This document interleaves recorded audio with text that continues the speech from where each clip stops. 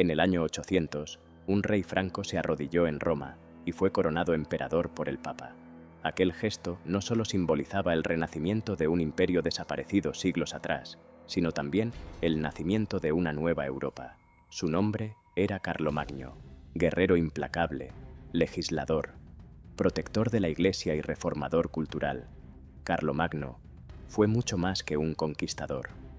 Su reinado marcó el punto de encuentro entre el mundo antiguo y la Edad Media, entre Roma, el cristianismo y los reinos germánicos. Pero su legado no está libre de sombras.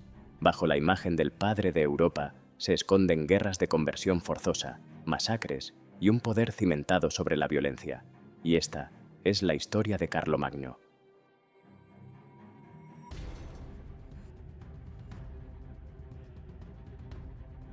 Carlomagno nació alrededor del año 742 en el seno de la dinastía carolingia, una familia que había ido acumulando poder real mientras los antiguos reyes merovingios se convertían en figuras simbólicas, débiles y apartadas del gobierno efectivo. Durante décadas, los mayordomos de palacio, cargo ocupado por los carolingios, habían ejercido el control militar y político del reino franco, preparando el terreno para un cambio de dinastía. Ese cambio se materializó con su padre, Pipino el Breve, quien, en el año 751, depuso a Childerico III, el último rey merovingio, y se proclamó rey de los francos con el respaldo explícito del papado. Este apoyo no fue casual. A cambio de protección militar frente a sus enemigos en Italia, la Iglesia legitimó a la nueva dinastía. Así se forjó una alianza clave entre los carolingios y Roma, que marcaría profundamente el futuro de Europa occidental. A la muerte de Pipino en el año 768, el reino franco fue dividido entre sus dos hijos, Carlomagno y Carlomán, siguiendo la tradición germánica de reparto hereditario. Ambos hermanos gobernaban zonas estratégicas, rodeados de nobles ambiciosos y con una relación marcada por la desconfianza mutua. La tensión era constante y el riesgo de una guerra civil estaba siempre presente. La situación cambió radicalmente en el año 771, cuando Carlomán murió de forma inesperada.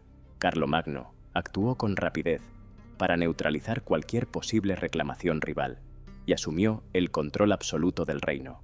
Desde ese momento, su política dejó de ser defensiva. Comenzó una expansión territorial sistemática, concebida no solo para proteger las fronteras, sino para construir una hegemonía duradera.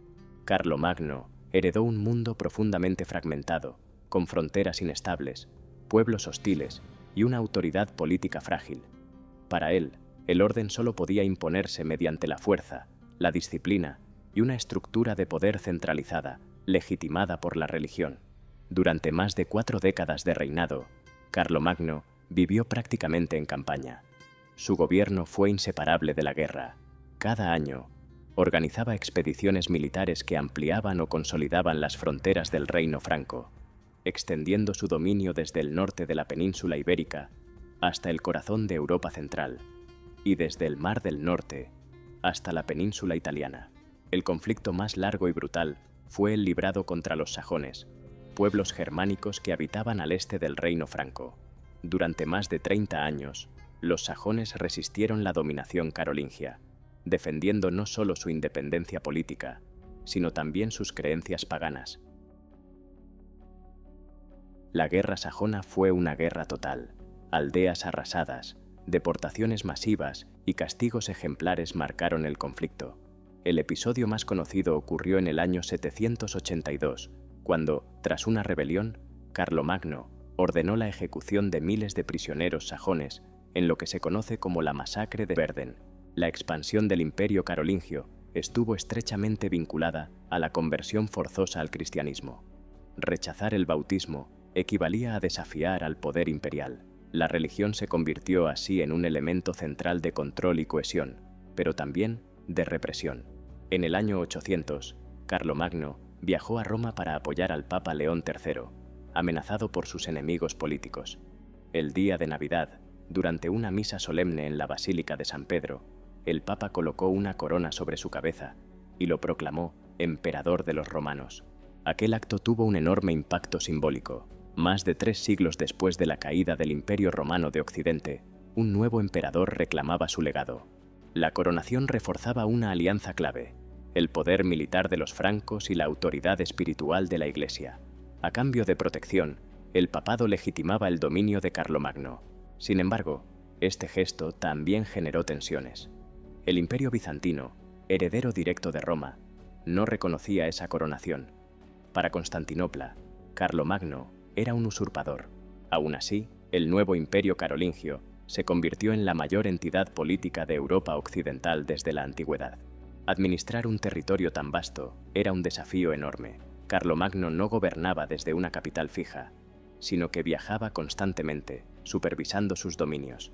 El imperio se organizó en condados y marcas fronterizas, gobernados por condes y marqueses leales al emperador. Para evitar abusos, Carlomagno creó la figura de los missi dominici, enviados reales que inspeccionaban la gestión local. Promulgó leyes conocidas como capitulares, que regulaban desde la justicia hasta la vida religiosa. Carlomagno entendía que el poder no solo se mantenía con ejércitos, sino también con normas, control y presencia constante del soberano. Más allá de la guerra, uno de los legados más duraderos de Carlomagno fue cultural. Preocupado por la ignorancia del clero y la decadencia del saber, impulsó una reforma educativa sin precedentes. Atrajo a su corte a eruditos de toda Europa, como Alcuino de York, y promovió la creación de escuelas monásticas y catedralicias.